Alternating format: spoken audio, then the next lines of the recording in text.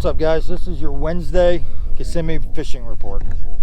It's slow, but I did learn some things. I spent about 3 hours this morning roaming around Kissimmee from Brahma North, and I found a few things that might help you if you guys are going to fish this weekend. One, the 10 to 12 foot contour line on your graphs is running about 6 to 7 feet right now, and that's where the bluegill beds are.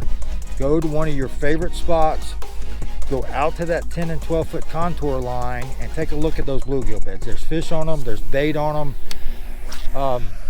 If that doesn't produce for you, I went and checked the 2 FWC brush piles. Oop, is that a bite? Nope, haven't had a bite so long, I don't know what it feels like. I went and checked the 2 FWC brush piles between Brahma and Bird, and the one out there between Brahma and Grassy.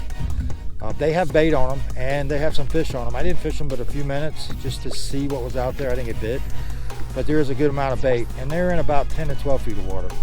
I also checked the deep drops on the south side of Lemon and the south side of Bird Island. Those both had bait on them and some fish, but they weren't concentrated. But get out a little further, and in that, again, 10 to 12 foot contour line, there's berm beds. There's also on the main river channel south of Big Grassy, that shell bar's got fish on it. I didn't catch any, but I saw them. I didn't fish it for about 10 minutes. I wanted to see a bunch of spots today. And then lastly, the best spot I found on Kissimmee today is inside of North Cove in the FWC brush pile. That had a lot of bait. It had cormorants feeding on it.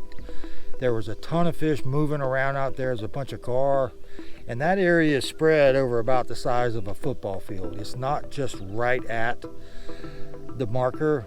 The best stuff I saw was north, like a couple cast lengths north of the actual floating marker.